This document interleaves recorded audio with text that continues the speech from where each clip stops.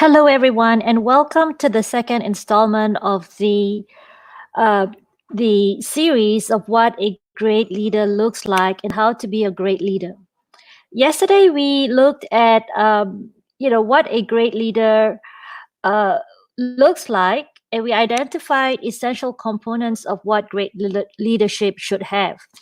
And that would be the alignment of the intellect, the intuition, and the heart in a way that is morally grounded, but yet capable of motivating and inspiring others. And we had looked at some public figures that exemplify that alignment of intellect, intuition, and emotion.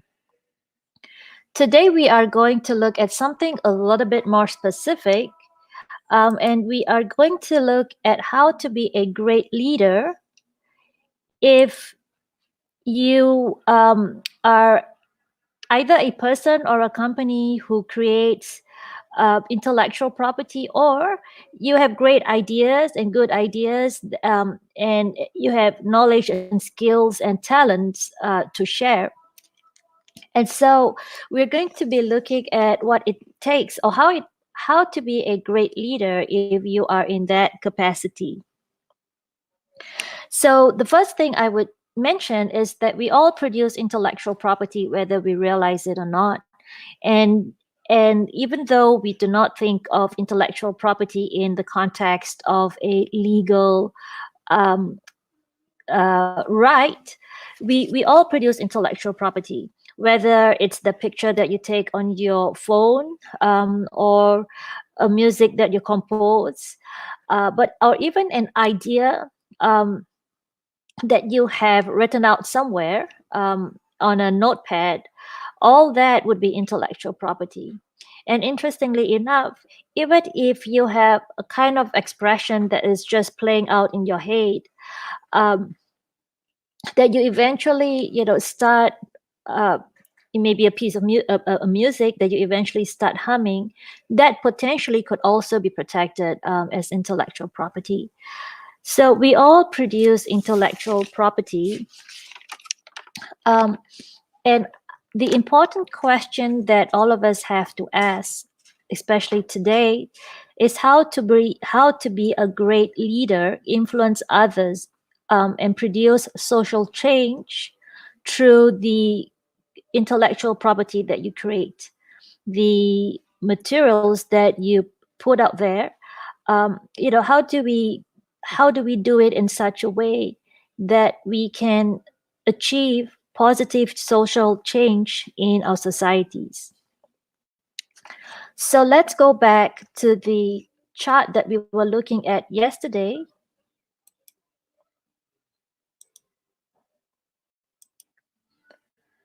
The different leadership styles. And if we will look at the process of creating, innovating, and distributing creative works, no one wants to be the vacant leader. And really, the vacant leader, from the 2-minute video that we watched from the Harvard Business Review yesterday, is someone who produces work that is really not good, in that it lacks any kind of value in terms of morality or ethically, and to its audience, it doesn't inspire or encourage any kind of change. And when you have that kind of work, you can think of works that are really out there that shouldn't be out there, and when and we don't want to be that kind of person who is putting out works that are both valueless and doesn't make any impact, right? So if we, as recipients of those kind of works, if we get um, a comment by maybe a troll on social media, or an email that just is valueless, what that happens is we put that in the trash. So we don't want to be that kind of person who, or leader, who is creating works that do not inspire and have no value. um, The other type of leader that could be producing intellectual property is the amiable leader. And the amiable leader is someone who does create work um, that we would maybe think of it as maybe not bad, right? It's good in that it's morally virtuous, and it may even be works that are are are so moving that it's capable of moving the human spirit. It's so beautiful. It's a piece of art that you could stare at for hours, or a piece of music that you would put on loop and play over and over and over again because it moves you so much. But those kind of works also, while they are good, they may not be capable of inspiring people to act, or motivating people to achieve something more in terms of making a social impact. And so the amiable leader who produced really good intellectual property would produce works that people love, but do nothing about. So think about, going to a museum and looking at a beautiful piece of work, but when you leave the museum, you don't think about it anymore, right? Or that song that you play on loop. Maybe when you stop playing it, it may still be playing in your mind, but it doesn't really inspire you to do um, something that would impact or make a positive change in your community or in your society, right? So that's an amiable leader. And while we need creators and innovators like that, um, the motivational part or the inspiring part may be lacking in the work, not they themselves, but in the work that is produced, right? So one thing that came to mind when I was trying to think of what might be something like that, maybe the slinky. It's a patented product. We all love the slinky. um, all of us have a slinky at some point in our lives, but whether the slinky is going to change or create any kind of positive change, well, that's moot, right? Because it's just something that is nice to have.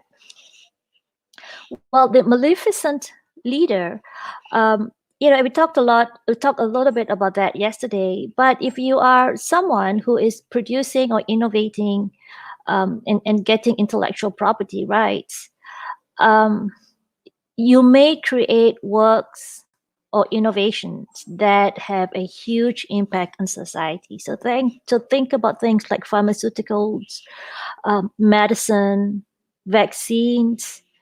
Those are all things that are highly impactful. They are definitely going to create change in the world. The change is probably going to be positive.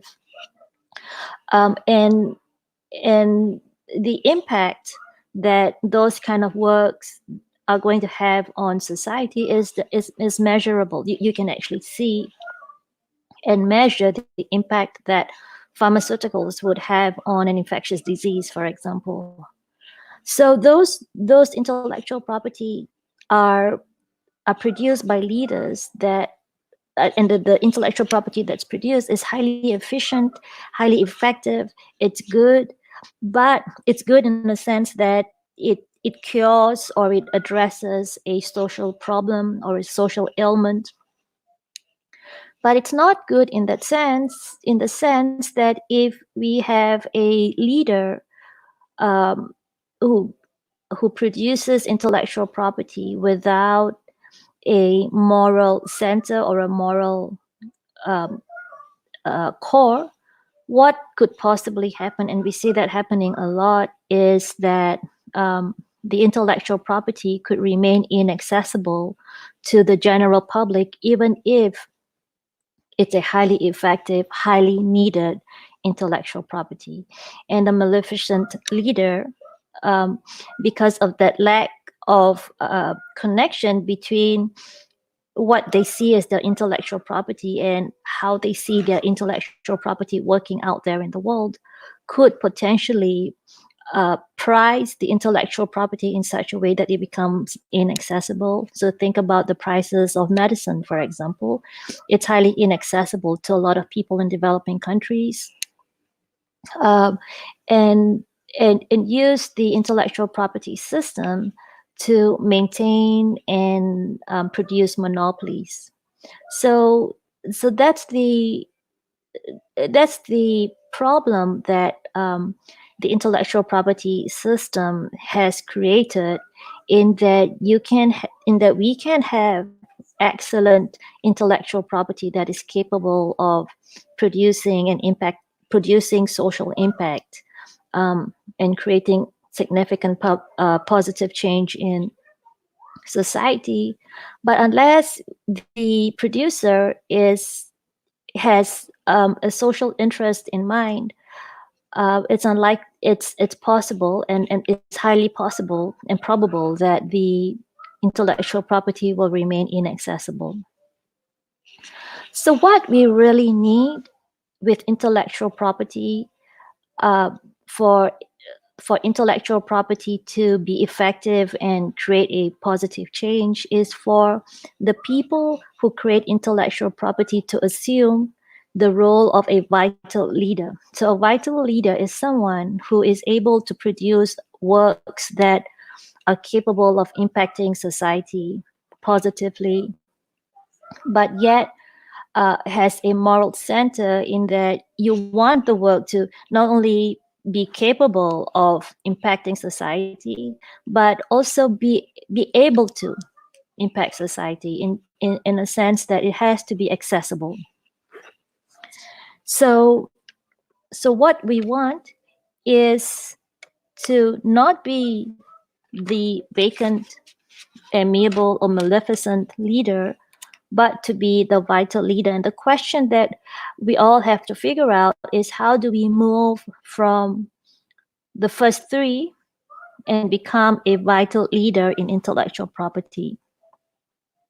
So here are some steps that we can all take to move from an amiable, vacant, or maleficent leadership into a vital leadership, and to create and lead from that space.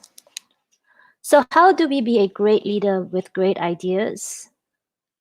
And here are some actionable steps that we can all take. Um, as you would expect, I would say, cultivate a heart-centered life, which means build a life that makes you truly happy in the first place. Because a life that is truly happy will give you a clear moral compass, um, grounded moral values that you can eventually draw from later in the process, when you are trying to decide what to create, how to communicate that your intellectual property to the rest of the world, and how would you influence the world with your intellectual property. So it all begins by living a life that makes you truly happy, and a life that you are truly fulfilled in. And from there, we can start creating. So we would create from a heart-centered space, and that's so important, because when we create from a space where our intellect, intuition, and emotions are aligned, the creation will generally cut through all the noise and clutter to help us see what is essential to achieving that goal of creating influential intellectual property, and effective intellectual property that not only benefits you as the creator, but which also benefits society as the recipient of your creativity. And the third is to communicate from that space, from that heart center space. And again, when we have intellectual property that we create, and if we are able to communicate and share that and distribute that creative work from a heart centered space, we build connection with the audience, and connectivity, trust, and being able to have your work resonate with your audience is essential in being an influential person who can effectively create social change. So you have to not only cultivate from a heart centered cultivate a heart centered life. You also have to create from a heart centered space. You have to communicate from a heart centered space, and you have to influence others from a heart-centered space. So people will only listen to the ideas and follow a leader that they truly respect and trust. And if you're able to access your moral center, where then you have that following. So being able to create effective intellectual property is not only the goal. Being able to influence and get people to buy into your intellectual property requires respect and trust, and that's how you can influence. You can use your intellectual property to influence people for a better world, a greater good. So how does that look practically? So here is an idea. What's on a lot of our minds these days about intellectual property is, how can we put an end to the pandemic with COVID-19? And there is so much research, so much tests that are available, so much technology that's available, that is all covered and controlled by intellectual property rights. So there's a lot of we have a lot of ability to make change and create a solution to the pandemic, but there are all these rights that we have to clear, right? So how do we maneuver all of that and eventually come to a place where, okay, where we realize that, okay, we are now in a position where we are vital leaders and that we can actually make um, or somehow identify a solution that might put an end to the pandemic, whether in terms of having more effective and more accessible diagnostic tests, equipment that would help with breathing in hospitals, or even the vaccine that we so badly need. Right. So the first thing we would do is, well, before we even embark on anything, we need to take care of ourselves first. So we need to cultivate that heart-centered space where we actually take care of ourselves and our family first. And by that, it can be something as simple as just meditating or clearing your mind as you go about doing your research on what might be the best solution in the particular field in which you're working in. Practicing gratitude, compassion, forgiveness, continuously learning. These are all factors that all contribute towards a heart-centered life.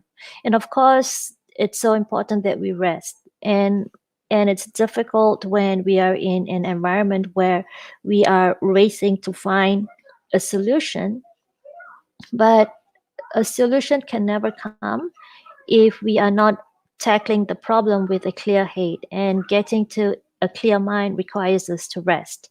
So the first thing about intellectual property and creativity and innovation and coming up with a solution to the pandemic that we have right now is, first and foremost, cultivating a heart-centered space for yourself.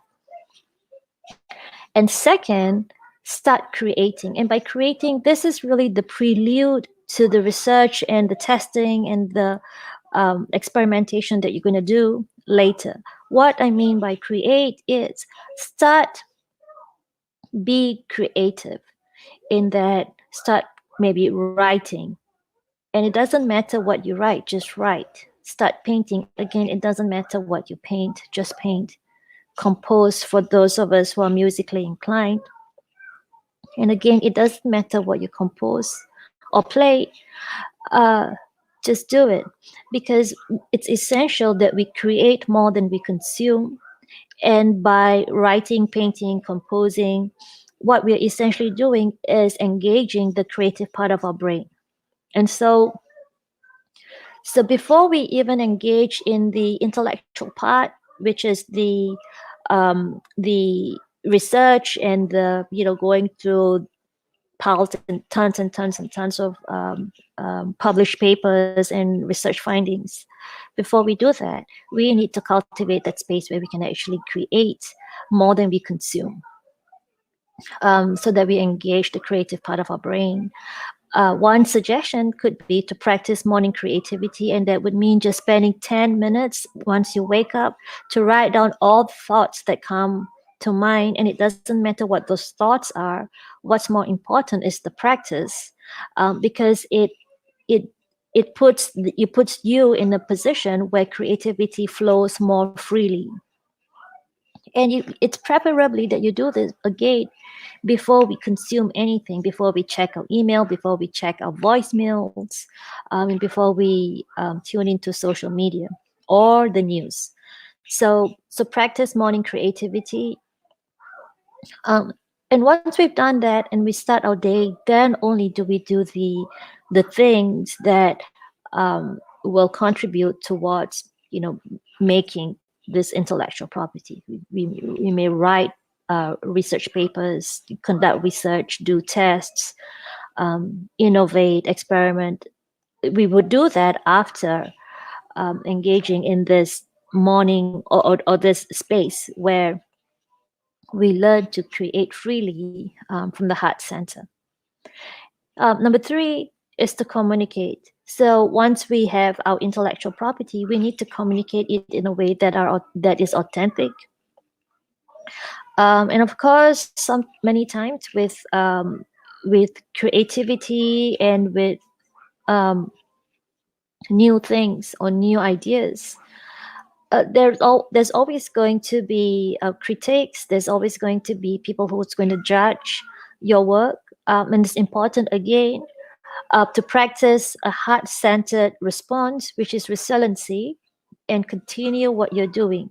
So the feedback that you receive in the terms of criticism and judgment would be information that you would use to then either tweak your research or the direction in which you're doing your work, or work with that information, um, to make your invention or your creation better, right? So work with the information you receive, and if it makes you go back to the drawing board, then go back to the drawing board, and it's by no means a sense of failure. If you do have to go back to the drawing board, it's think of it as refining your product. Cause and number four, you would try to influence people with with your intellectual property. And by influence, what you need to do is, of course, reach for something bigger than yourself. Try to make a difference with your intellectual property. Contribute to society. Care about the outcome when you have the intellectual property, and the outcome that you should care about.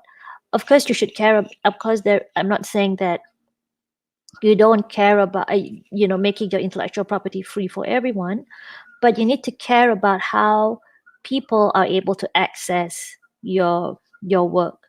And really, at the end of the day, influence you the how influential you become with your intellectual property is how accessible you make it. So these are four steps we can take to move from one of the earlier types of leadership, the amiable, the vacant, and the maleficent type of leadership, towards a vital kind of leadership when it comes to intellectual property.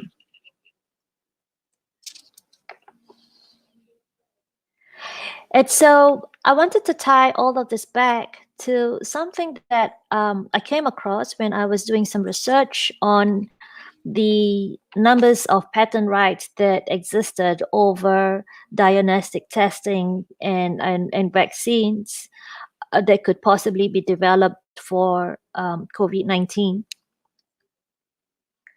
And I came across the Open COVID Pledge, and you can see the website here. And really what the Open COVID Pledge is it's really just a set it's a group of people who came together to create a set of licenses that would make um, intellectual property that can potentially contribute to solving COVID-19 open and more accessible. So things like parts of a machine or parts of a vaccine or um, biological products that could be subject to, probably in those situations, patents, but also design work in terms of machinery, or copyrighted works in terms of an expression that may may may be available. Um, all those intellectual property would be, the enforcement of those intellectual property would be suspended for a specific period of time, and that the owner of the intellectual property agrees to that suspension, which means the intellectual property owner says, okay, for this time period, I'm making my work available to everyone who wants to use it, and I'm not going to enforce my intellectual property rights, which is a way to encourage accessibility to works that you would never have access before. So, and that researchers and any one of us would never have access before, because it's all those works were previously buried under this thicket of intellectual property rights. So, um, so they have a call to action, and I responded by supporting the pledge. But if you have intellectual property rights that could potentially that relate to COVID-19, or they could potentially provide a solution to the pandemic that we have here, I really encourage you to consider making and implementing the pledge. And what that means is you adopt those licenses as an intellectual property owner and make your work, your intellectual property, or the work that's protected by your intellectual property right, accessible to the public. And so what does that look like? And so here we have the license, and with intellectual property license, I'm giving you a little short class on reading what a intellectual property license looks like. But when we have an intellectual property license, really what the intellectual property owner is saying to the licensee is, I'm going to let you use my intellectual property for a fee, and then the licensee would pay a royalty. Usually that fee is extraordinarily high, which is why pharmaceuticals and drugs cost so much, because part of it involves licensing other people's other companies' intellectual property rights. But with the Open COVID pledge, the way the way the license is structured is that the intellectual property owner gives the rest of the world the right to use their work for a specific duration, and they are saying, we're not going to enforce the work, the intellectual property right. We're not going to sue you if you use our work, and we're not going to ask you to pay us royalty if you use the work. So what this says is that if you're an intellectual property owner and you decide to make the Open COVID pledge, you become the pledger. And what you say is that in order to speed the development and dissemination of the technologies needed to end COVID-19 and to mitigate the effects of the disease, I'm granting everyone the license that's described below. And the essential terms of the license, I put it up here, is this. What the pledger does is that it says to everyone who wants to use their work that they will grant a non-exclusive, that means it's not exclusive to anyone, a royalty-free, which means they're not going to enforce the intellectual property against you if you use it and ask you to pay a royalty. It's going to be worldwide, meaning that anyone in the world can use that intellectual property, and it's going to be a fully paid up license. In other words, you don't have to pay to use the um, the the license without the right to sub-license. In other words, if you use one of the intellectual property that a pledgor has made available, you don't have the right to license the work, to sub-license the work. You just have the right to use it. And you can use it to do anything, to make, to have made, to use, to sell, to re-import, to reproduce, to adapt, to translate, to distribute, perform, display, modify, create derivative works, exploit all patent, copyright, and other intellectual and industrial property rights in the work. And really what all these rights are a combination of patent rights, design rights, and copyright. Um, to produce works for the sole purpose of ending the COVID-19 pandemic and to minimize the impact of the disease, including and without limitation, meaning that we are not limiting the um, the efforts to the ones that are described here. So, including without limitation the diagnosis, prevention, containment, and treatment of the COVID-19 pandemic. So that's essentially what is granted by someone who adopts the license, right? So it's different from what we traditionally understand of an intellectual property license, in that the intellectual property owner has taken a stance and said, okay, in order to make sure that we as the global community are able to come together and come up with a solution for COVID-19, I'm not going to enforce my intellectual property rights. So it's kind of like a promise to not enforce their rights. So that's the grant and the scope.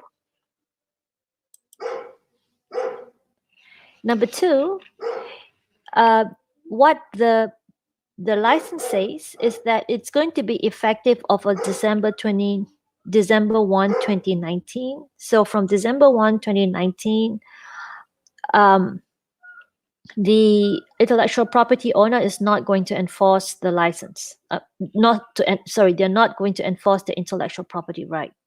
And this license is going to last until January 1, 2023, or when the WHO declares that the COVID-19 pandemic has ended. So it's a specific duration in which the intellectual property owner says, I'm not going to enforce my intellectual property rights.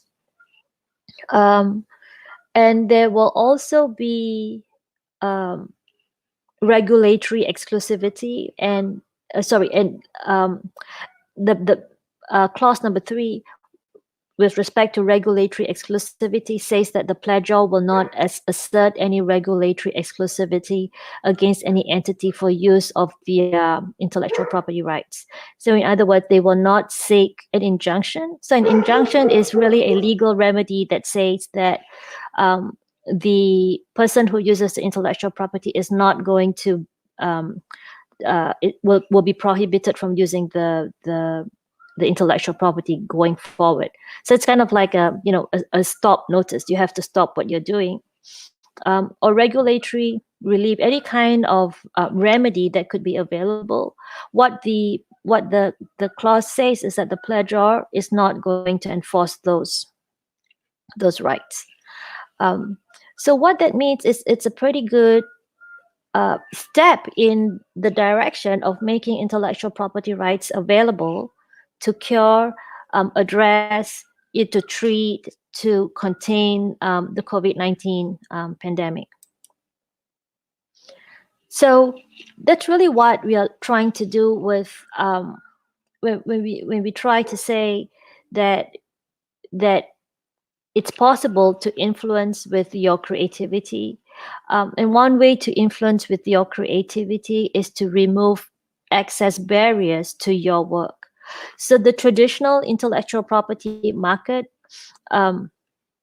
really is permission based, in that all the rights are exclusive. And if you want to use an intellectual property, a work that's protected by intellectual property, you always have to ask permission from the owner. And the owner has the absolute right to say yes or no. So, for example, if you want to use a clip of a Disney movie in a video that you're producing, you have to get Disney's permission. There is no way out of it. You have to. And that system can potentially create a lot of maleficent leaders who have made their work so inaccessible that it becomes costly, it becomes really slow, it becomes prohibitive to use works to create works of your own. So that is problematic to some extent, in that if you want to create a work that might have somebody else's work in it, you have to get permission.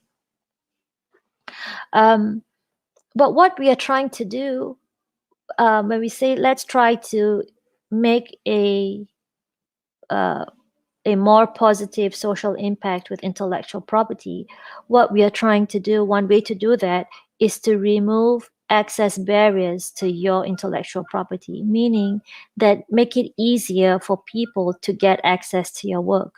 Do not protect your work under a shield of intellectual property where no one can access it. And if you're trying to address something as severe as a global pandemic, we need to make intellectual property rights accessible.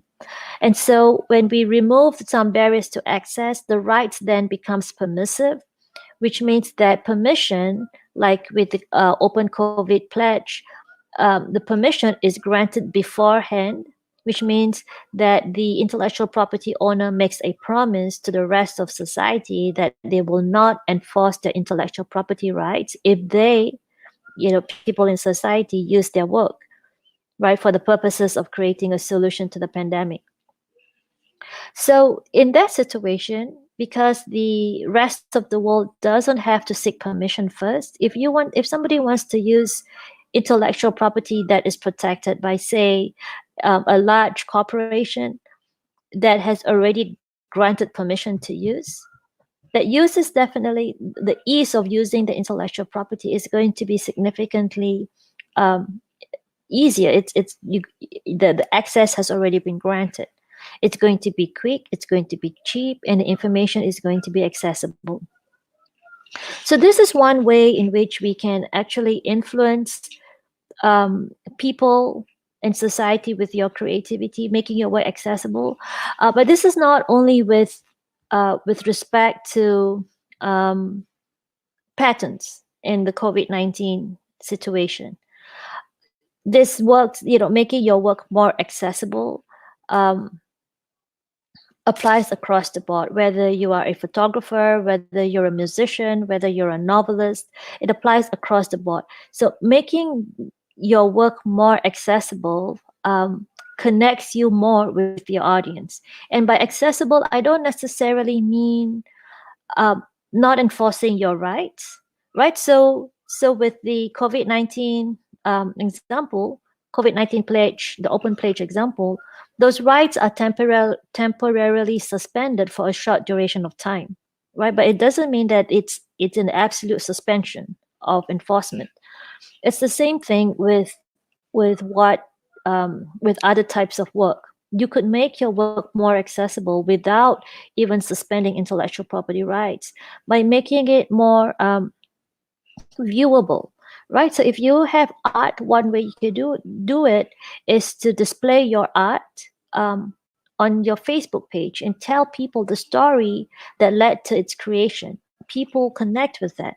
So not only are you creating work that is beautiful in that it can move people, it can also be effective in when you tell people the story behind that work. It gives people an insight into your own path to creativity, and it encourages them to embark on their own path of creativity, to produce more creative work. And in that sense, there is a greater social impact there than it is to putting your work in a museum or in an art gallery. Not that you cannot do that, you can, but that's not the only thing you can do. There are other opportunities and ways in which you can improve access to your work. and social media gives you that platform today. So, having said that, I think that's all I have for today. Um, and I want to encourage you to consider, uh, y- start thinking about your own creative works as a type of intellectual property that you own, and start thinking about how you can be influential and influence others to use your work in a way that creates positive change and social impact. So, having said that, I hope you found this helpful. If you did find this video helpful, please share the video and the live broadcast so that other people have